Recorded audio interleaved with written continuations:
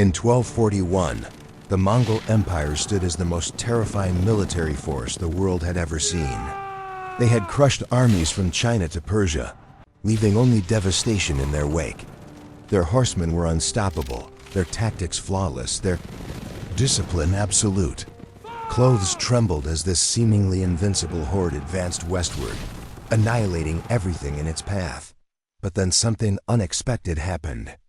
A weapon emerged from the depths of European despair, a weapon so devastating that it stopped the Mongols in their tracks. This is not a story you'll find in most history books.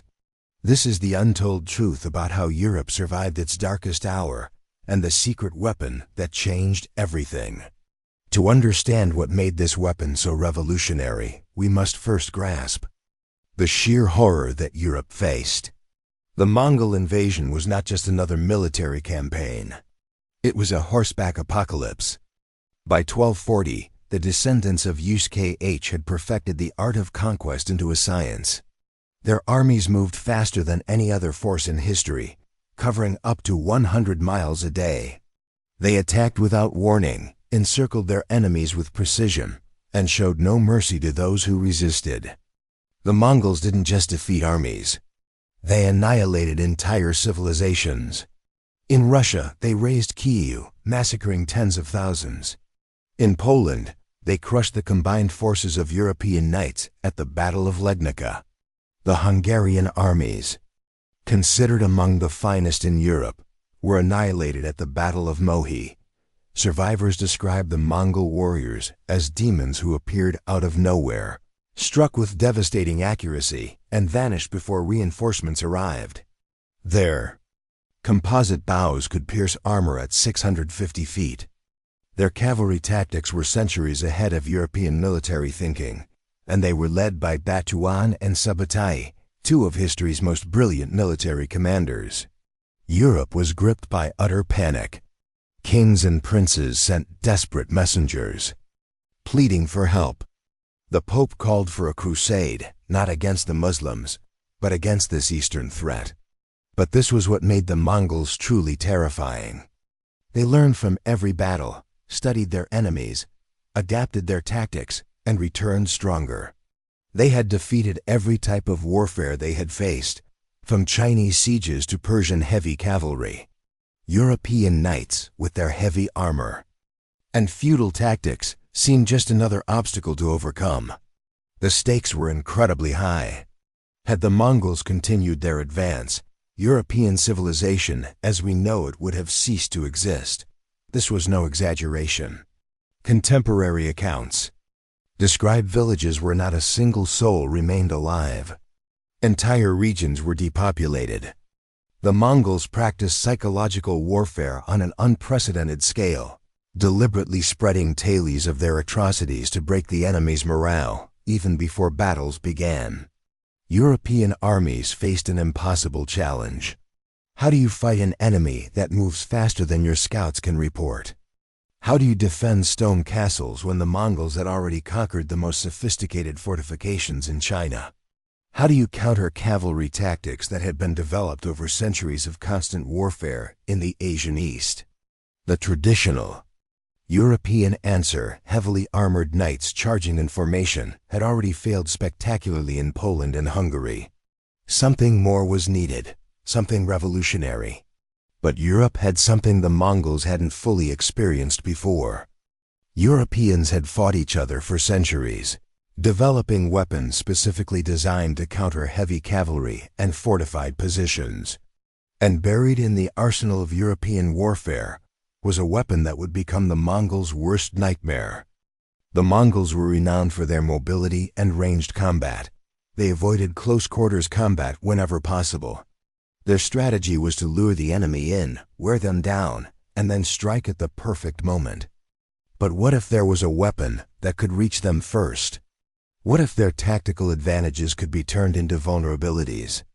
The weapon that would change everything wasn't a sword or a spear. It was something far more sophisticated, far more lethal. It was the crossbow. Now, before you dismiss this as too simplistic, understand that the medieval crossbow was an engineering marvel, a weapon that had been banned by the Pope in 1139 for being too lethal for Christian warfare. The crossbow could pierce Mongol plate armor at distances that rendered their composite bows useless by comparison. And most importantly, it required minimal training. While Mongol archers trained from childhood to master their powerful recurve bows, a peasant could learn to wield a crossbow effectively in a matter of weeks, but the crossbow alone wasn't enough. The true secret weapon lay in how Europeans learned to use it. As the Mongols advanced into Europe, military commanders began experimenting with defensive tactics specifically designed to neutralize Mongol mobility. They created fortified positions with overlapping firing ranges.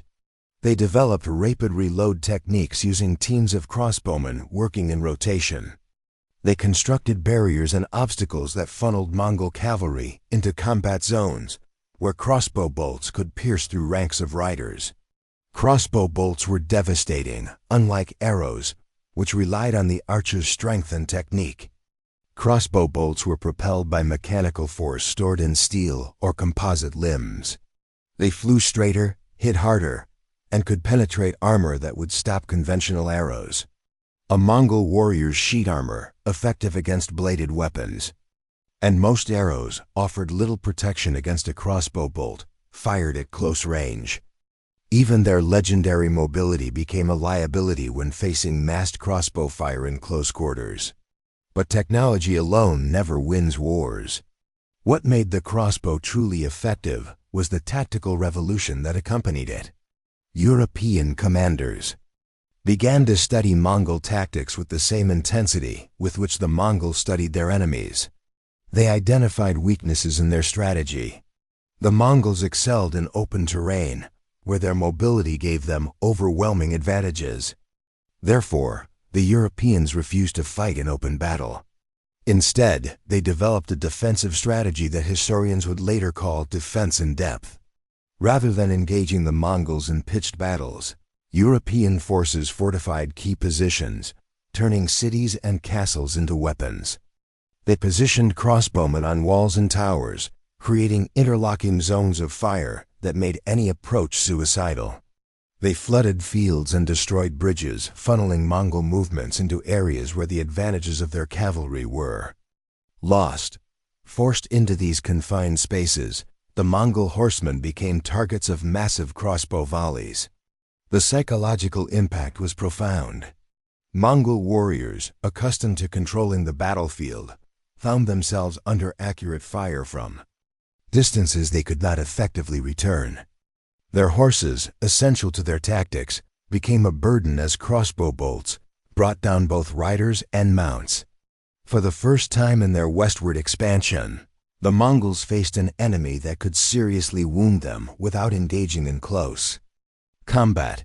Contemporary accounts describe the shock of the Mongol forces as they watched their warriors fall to weapons they could neither clearly see nor effectively counter. The composite bow, despite its lethality, required clear lines of sight and skilled archers who could judge distance and wind. Crossbows mounted in defensive positions could be pre-aimed at specific points and fired by operators with minimal training. European forces turned their defensive positions into mechanical death traps. The true test came in a series of engagements that do not receive the attention they deserve in popular history. As Mongol forces advanced deeper into Central Europe, they encountered increasingly sophisticated defensive networks. Cities that would have fallen in a matter of days to Mongol siege tactics in Asia held out for weeks or months. Casualties among the Mongol forces, previously negligible, began to accumulate to unsustainable levels. In the fortified positions of Croatia, Austria, and Germany, Mongol commanders discovered that their usual tactics were failing. When they attempted to lure the defenders by feigning retreat, the crossbowmen remained safely behind the walls, eliminating warriors at distances where return fire was ineffective. When they attempted direct assaults, they were met with volleys of crossbow bolts that decimated their ranks before they could even approach the defenders. When they attempted siege operations, the crossbowmen on the walls could engage the siege equipment operators with devastating accuracy. One particularly revealing engagement occurred near a fortified monastery, where a relatively small force of defenders, many of them armed with crossbows, held off a significantly larger Mongol force for over 3 weeks. The Mongols, frustrated by their losses and inability to break through, finally withdrew. This was almost unheard of in Mongol military operations. They had conquered cities with hundreds of thousands of inhabitants. Yet here, a few hundred defenders with the right weapons and tactics had stopped them in their tracks. The Mongol commanders recognized the problem.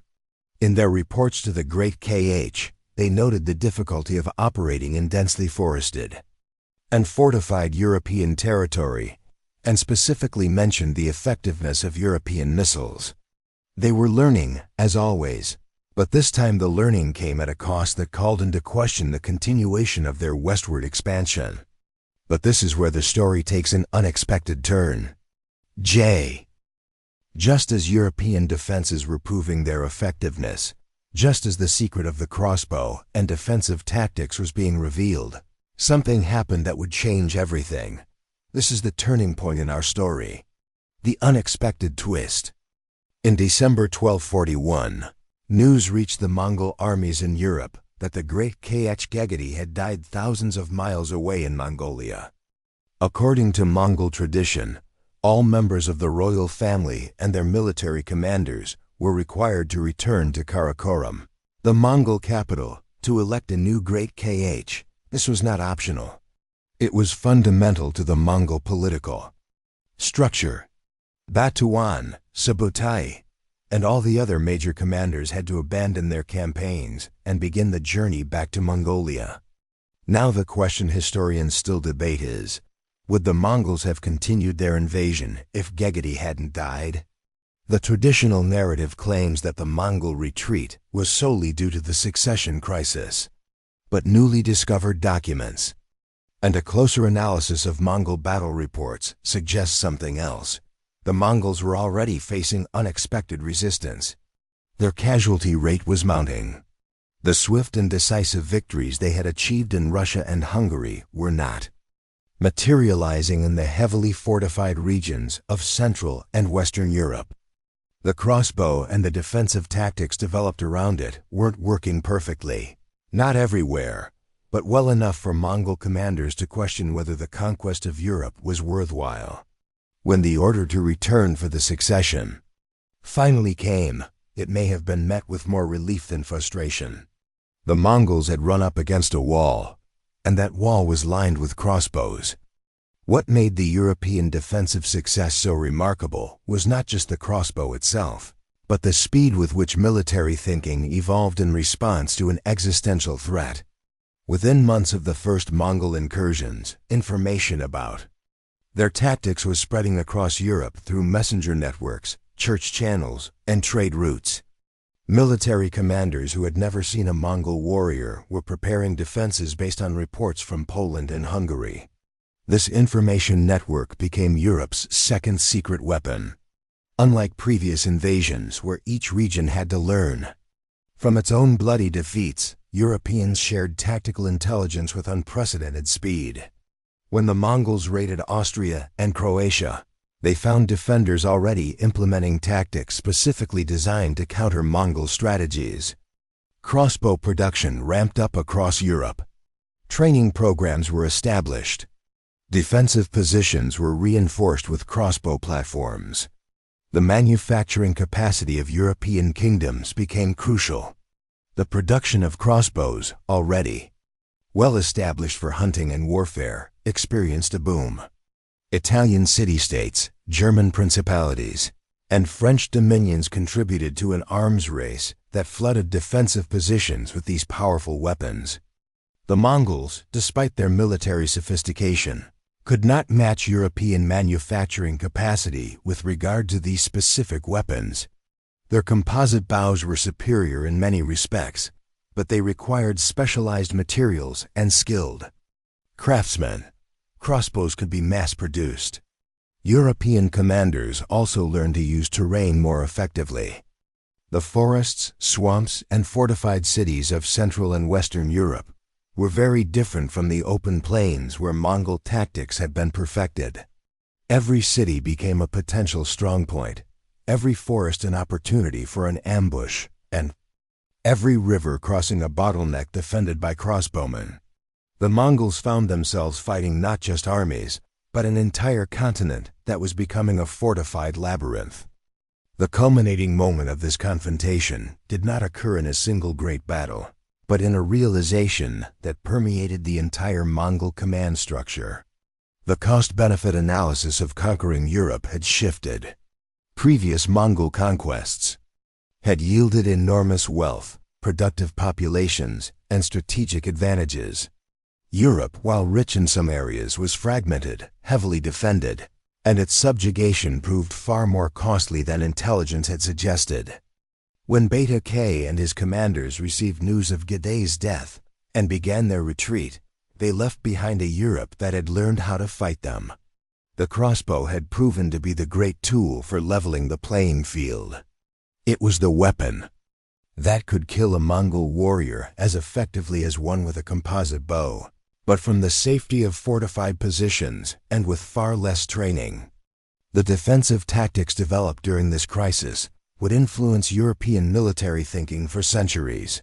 The Mongols never returned in full force.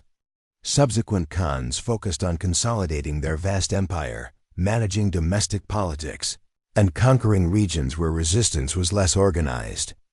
Europe, fortified and armed with its secret weapon, survived, but only just. Had Gedai lived longer, had the Mongols committed to a sustained campaign, the outcome might have been different. The crossbow had bought Europe time, and that time had been enough. The resolution of this crisis resonates throughout history in ways we don't always recognize. The crossbow, tested against the Mongols, became a dominant weapon in European warfare for the next 2 centuries. It would define battles from CREs to the Italian Wars. The manufacturing techniques perfected during the Mongol crisis laid the groundwork for later innovations in mechanical weaponry. More importantly, the tactical lessons learned from confronting the Mongols transformed European military thinking. The importance of defensive positions, coordinated missile fire, and the exploitation of terrain became central elements of European warfare. While these were not revolutionary concepts in themselves, the urgency of the Mongol threat had spurred rapid innovation and adoption. The psychological impact was equally significant. Europe had faced its greatest threat and survived. The myth of Mongol invincibility had crumbled. Yes, the Mongol retreat was motivated by political necessity, but the European defenders knew they had inflicted great damage on the Mongols. They had demonstrated that the seemingly unstoppable could be halted with the right weapons and tactics. So what is the real lesson of the secret weapon that destroyed the Mongol invasion of Europe? It's not simply about a weapon. The crossbow was powerful, yes, but weapons alone do not win wars. What saved Europe was the combination of technology, tactics, intelligence sharing, and the desperate creativity that arises when civilizations face extinction. The Mongols were the most advanced military force of their time. They had conquered more territory with unprecedented speed, but when they encountered an enemy capable of rapid adaptation, innovatively leveraging existing technology, and refusing to fight on terms favorable to Mongol tactics, even they had to reconsider their plans. Think of how close Europe came to a completely different story. If those crossbows hadn't been available, if those defensive tactics hadn't evolved, if that information network hadn't disseminated warnings and strategies across the continent, perhaps we would be telling a very different story today.